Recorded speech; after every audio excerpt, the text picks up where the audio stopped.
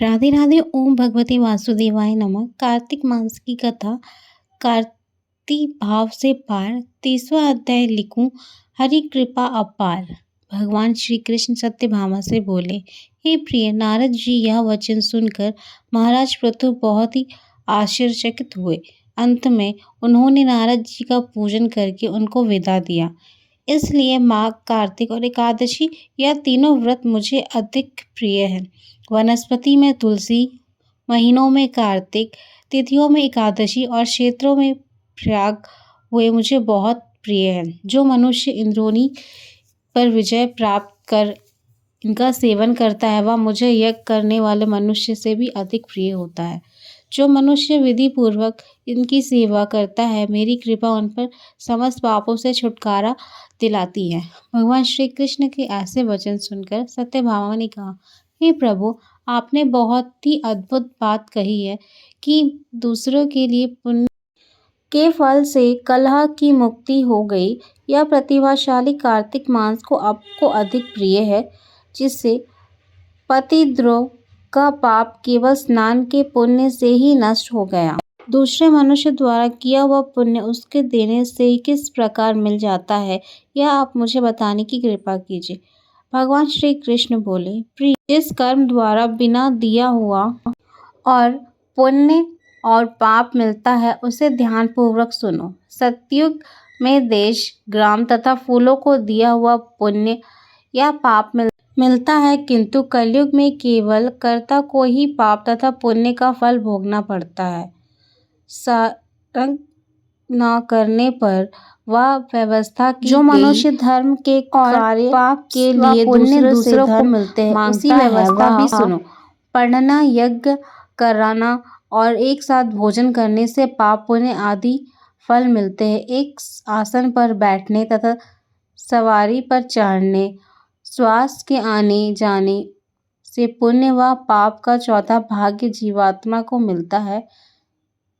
छेनी से भोजन और दूसरों की स्तुति करने से पुण्य और पाप का छठवां भाग मिलता है। दूसरों की निंदा, चुगली, तिरस्कार करने से उसको सातवां भाग मिलता है।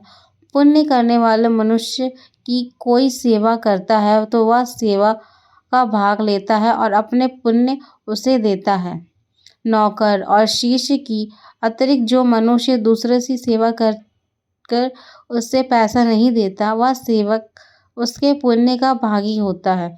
जो व्यक्ति पंक्ति में बैठे हुए भोजन करने वाले पतल लगत है, वह उसे जिस पातल और उसने रांधी है, वह अपने पुण्य का छठवां भाग देता है।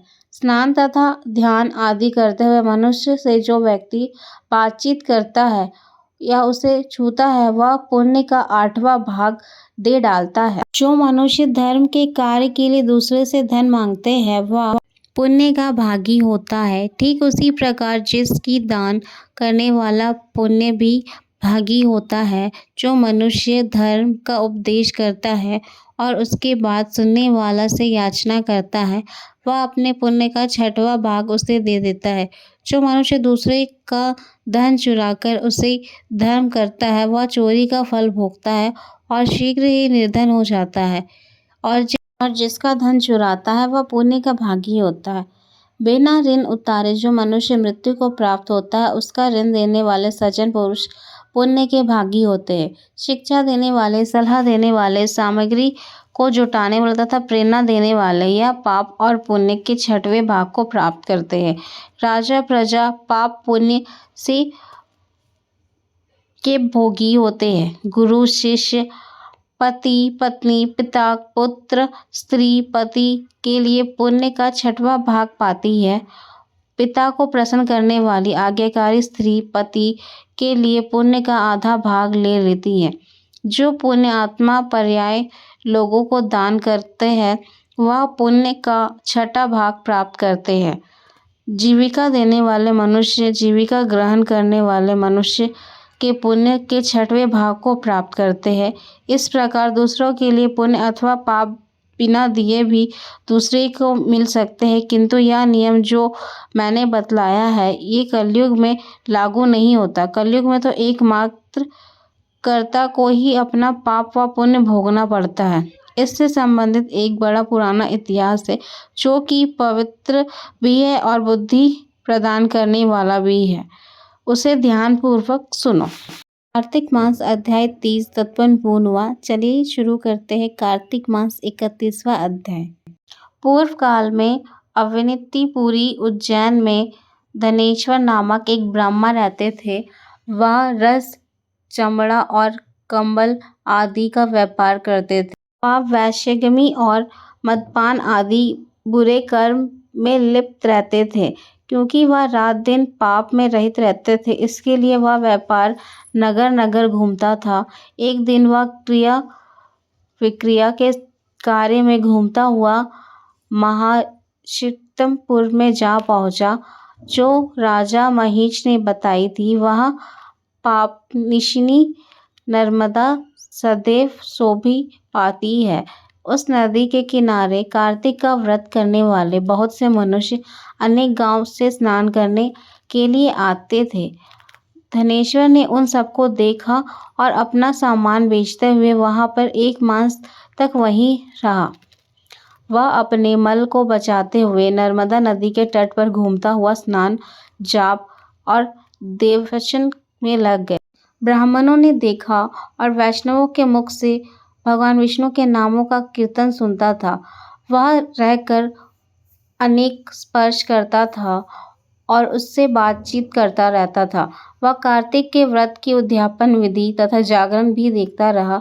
उसने पूर्णिमा के व्रत को भी देखा कि व्रती ब्राह्मणों तथा गुरुओं को भोजन करा रही है और अनेक को दीक्षा भी दे रही है। उनके नित्य प्रतिदिन भगवान शंकर की प्रसन्नता के लिए दीपमाल भी देखी। त्रिपुर नामक राक्षस के 3 पूरे की भगवान शिव ने उत्सव मनाते हैं। जो मनुष्य शिवजी में भेद करता है उसे समस्त क्रिया निष्फल हो जाती है। इसी प्रकार नर्मदा तट पर रहते हुए भी जब 1 माह व्यतीत हो गया तो एक दिन अचानक उसे किसी काले सांप ने डस लिया। इस विलग होकर भूमि पर गिरा पड़ा। उसकी यह दशा देखकर वहां दयालु भक्त ने उसे चारों ओर से घेर लिया और उसका मुंह पर तुलसी दल मिश्रित जल की छींटे देने लग गए। जब उसके प्राण निकल गए तो यमदूत ने आकर उसे बांध लिया, कोड़े मारते हुए यमपुरी ले गए। उसे देखकर चित्रगुप्त ने यमराज से कहा, इसने बाल्यावस्था से लेकर आज तक केवल बुरे कार्य ही किए हैं। इसका जीवन तो पुण्य का लेशमात्र भी दृष्टिगोचर नहीं होता। यदि मैं पूरे 1 वर्ष तक भी आपको सुनाता रहूं तो भी इसके पाप की सूची समाप्त नहीं होगी। यह महापापी है, इसलिए इसको 1 कल्प घेरे नरक में डालना चाहिए। चित्रगुप्त की यह बात सुनकर यमराज ने कोपित होकर कहा कि सामने अपना भयंकर रूप दिखाया। अपने अनुचर को आज्ञा देते हुए कहा, हे प्रेत सेनापति, इस दुष्ट को कर्मच्छों से मारते हुए कूपी नरक में डाल दीजिए। सेनापति ने ऐसा ही किया। उसका सिर पकड़ते हुए उसे घसीटते हुए नरक में ले जाकर खौलते हुए तेल की कढ़ाई में डाल दिया। प्रेत सेनापति ने उसे जैसे ही तेल की कढ़ाई में डाला वैसे ही वह का कुंड शीतल हो गया। ठीक उसी प्रकार जिस प्रकार पूर्व काल में प्रहलाद जी को डालने से दैत्य की जलाई हुई आग ठंडी हो गई। यह विचित्र घटना देखकर सेनापति यमराज के पास गया और उनसे सारा वेतन सुनाया। सारी बात सुनकर यमराज भी आश्चर्यचकित हो गए और इस विषय में पूछताछ करने लगे। उसी समय नारद जी वहां आए। यमराज से कहने लगे, सूर्य नंदन, यह ब्रह्मा नरकों का उपभोग करने योग्य नहीं है। जो मनुष्य पुण्य कर्म करने वाले लोगों का दर्शन, स्पर्श और उनके साथ वार्तालाप करता है वह उनके पुण्य का 6वां अंश प्राप्त कर लेता है। यह धनेश्वर तो 1 मास तक श्रीहरि के कार्तिक माह का व्रत अनुष्ठान करने वाले असंख्य मनुष्य के समीप में रहा, अतः यह उन सबको पुण्यांश का भी भागी हुआ। इसको अनिच्छा से पुण्य प्राप्त हुआ, इसीलिए यह यक्ष की योनि में रहे और पाप भोग के रूप में सब नरक का दर्शन एकमात्र ही यम यातना से मुक्त हो चुका है। भगवान श्री कृष्ण ने कहा, सत्यभामा नारद जी के इस प्रकार कहकर चले जाने के पश्चात धनेश्वर को पुण्य आत्मा समझते हुए यमराज के दूत को उसने नरक दिखाने की आज्ञा दी। इसी के पश्चात कार्तिक मास 31वां अध्याय तत्पर पूर्ण हुआ। राधे राधे सभी को। ओम भगवते वासुदेवाय नमः।